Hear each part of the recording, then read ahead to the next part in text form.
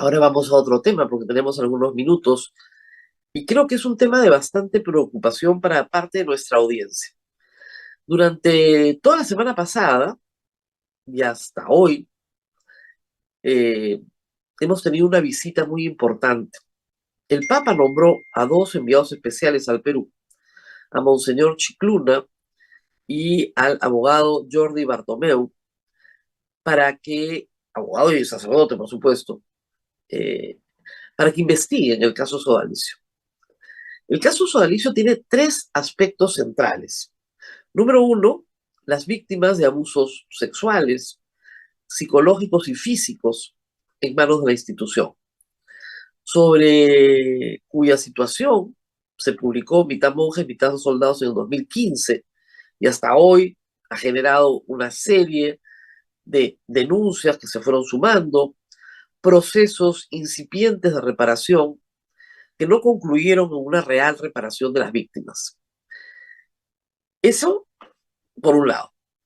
El segundo tema es el acoso de la organización Sodalicio a los periodistas, Daniel Llovera, Pedro Salinas y Paola Ugaz, sobre todo, acosados judicialmente por informar la verdad, asunto que ha preocupado seriamente al Papa y al Vaticano. El Papa se ha reunido personalmente con Paola Ugaz. En tercer lugar, y no menos importante, las finanzas de la organización Sodalicio, dado que hay que reparar a las víctimas. En este momento se habla de 150, pueden ser 200 personas afectadas de diferente manera por la organización. Muy bien, ¿qué pasa con las finanzas del sodalicio? Yo he tenido la oportunidad de conversar, como ustedes saben, que he sido testigo y luego he tenido una conversación informal y he recogido algunos temas que puedo decir en público que sí creo que van a preocupar a todos. Pregunté si el caso peruano era más sencillo que el caso chileno, que fue un caso muy importante para la iglesia. Y la respuesta fue que el caso peruano era mucho más complejo que el caso chileno. Así de duras están las cosas. Jordi Bartomeu ha estado en el Perú antes, y Monseñor Chicluna creo que también, pero sobre todo Jordi Bartomeu. Ambos conocen al detalle la situación de Perú. Han leído la bibliografía disponible, conocen a los personajes, conocen a la escena, y aún así, durante esta semana de corroboración, se han visto particularmente sorprendidos y probablemente lo que más les ha impactado es el caso de los comuneros de Catacaos, gente sumamente pobre, que ha tenido que enfrentar en algunos casos hasta 50 procesos penales, hasta por terrorismo, interpuestos por organizaciones, asociaciones vinculadas directamente al sodalicio.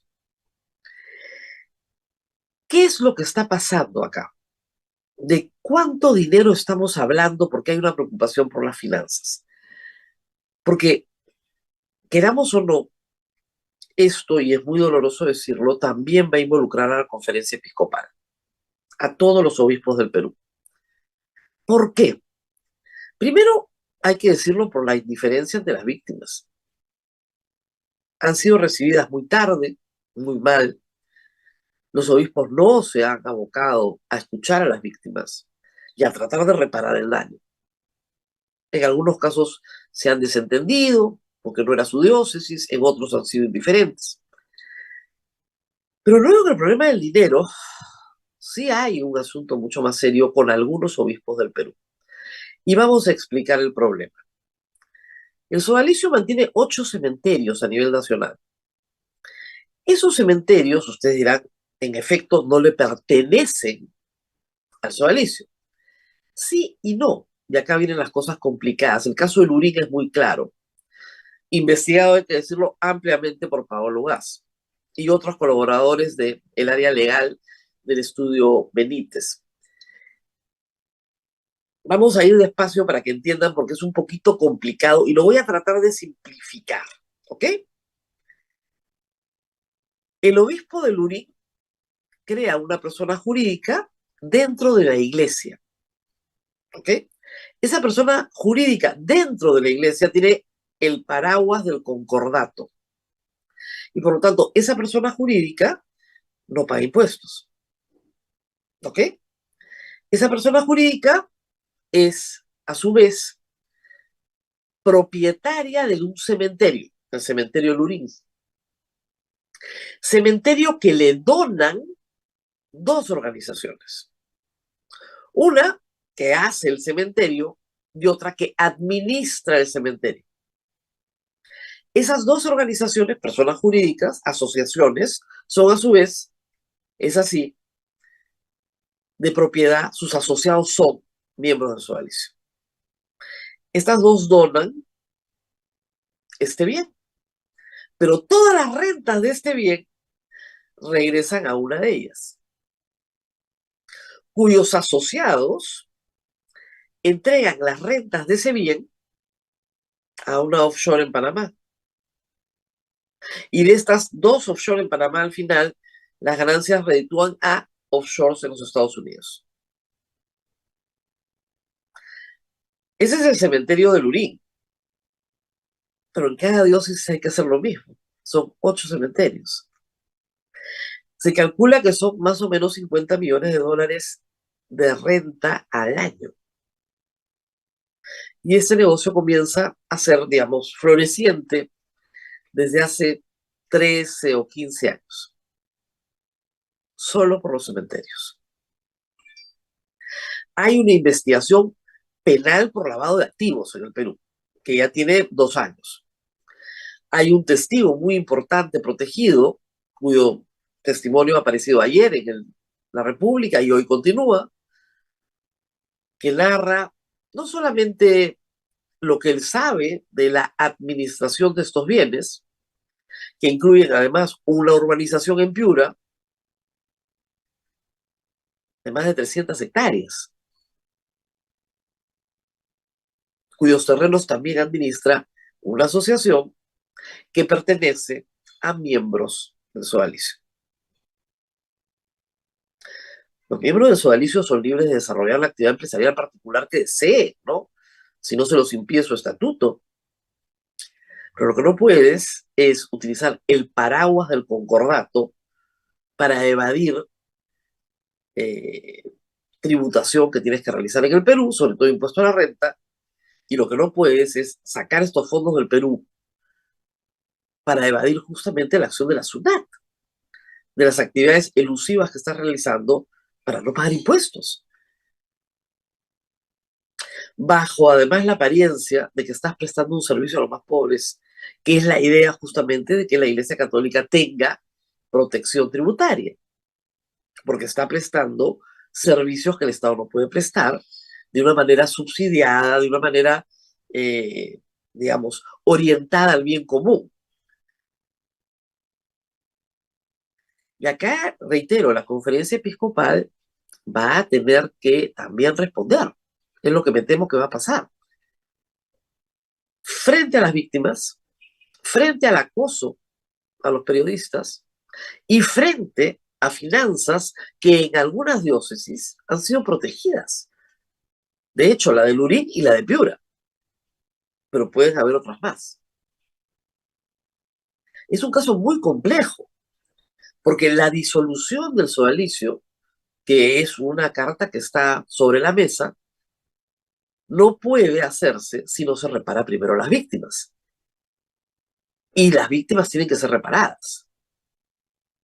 Por lo tanto, la Iglesia Católica tiene acá una serie de dificultades, porque la Iglesia Católica no tiene jurisdicción civil ni penal, pero sí tiene una jurisdicción dentro de la Iglesia Católica que puede permitir o no que esta organización siga funcionando.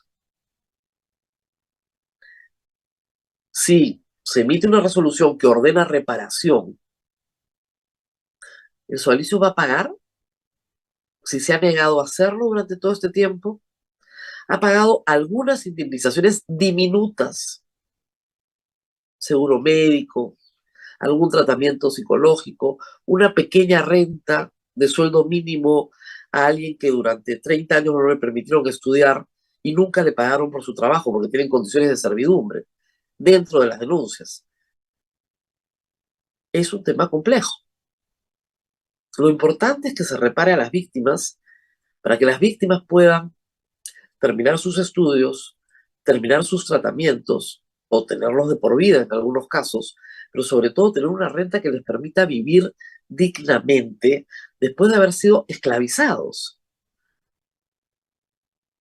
Estamos hablando de gente que muy joven tuvo oportunidades educativas, que fue forzada a no seguir ninguna carrera para estar al servicio físico del líder de la organización y luego prohibírseles otro trabajo que no sea el trabajo no remunerado durante 20, 30 años.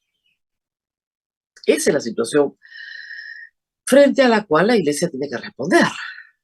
Primero las víctimas, luego la disolución.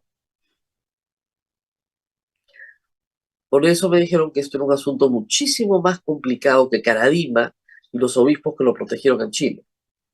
Recordemos el caso de Chile para que ustedes tengan una idea clara. En el 2018, el Papa hace una gira a Chile y Perú. Y en Perú encuentra gran cariño, calles llenas, mucha algarabía por su visita, pero no encuentra lo mismo en Chile.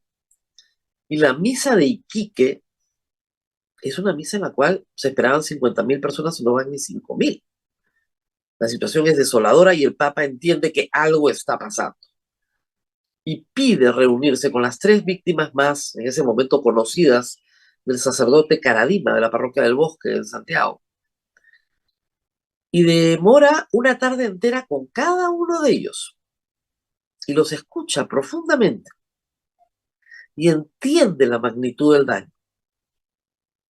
Pide, a través de Jordi Bartomeu, que hace una visita con Monseñor Chicluna, que se le haga un informe. Y luego de este informe, invita a los obispos a Roma, a todos los obispos de Chile, a toda la conferencia episcopal.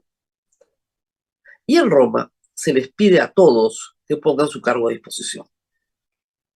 Esa es la historia. Y luego el Papa elige quiénes se quedan y quiénes se van.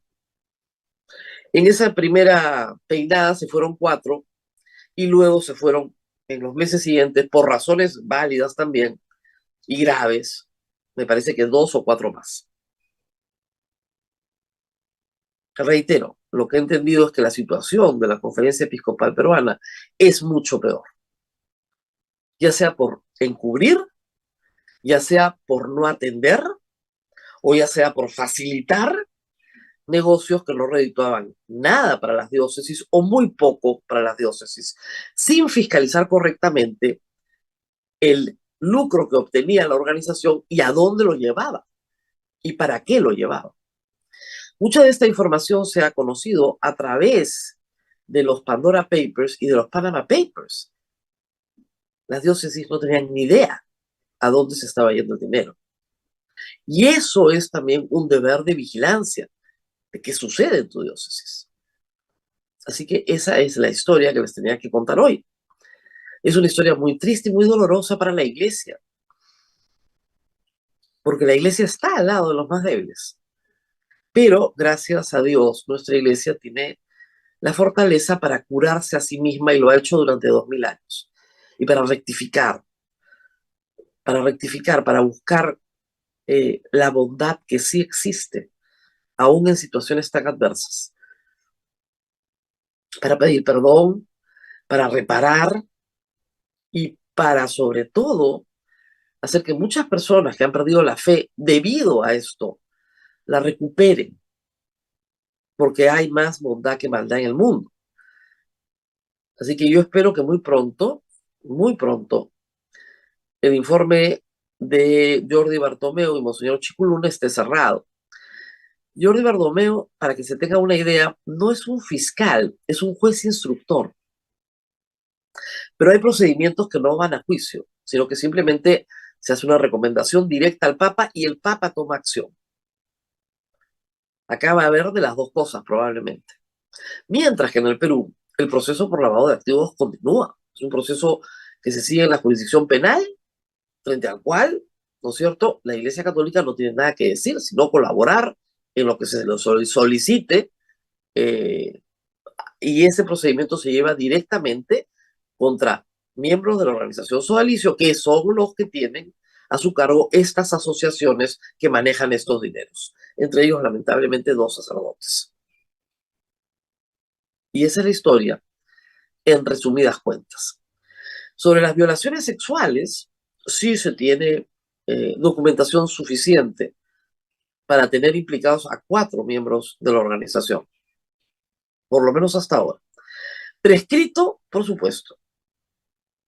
Por eso es que no se les puede procesar penalmente en el Perú.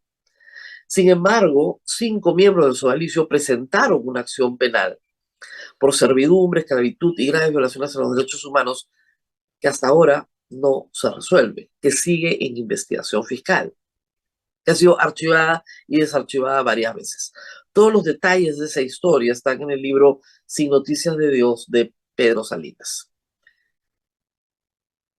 Parece que ahora sí vamos a tener noticias, Pedro. Muy bien, nos vamos a una pausa, 8:35 de la mañana, y regresamos para hablar de educación. Un tema del que se habló en el discurso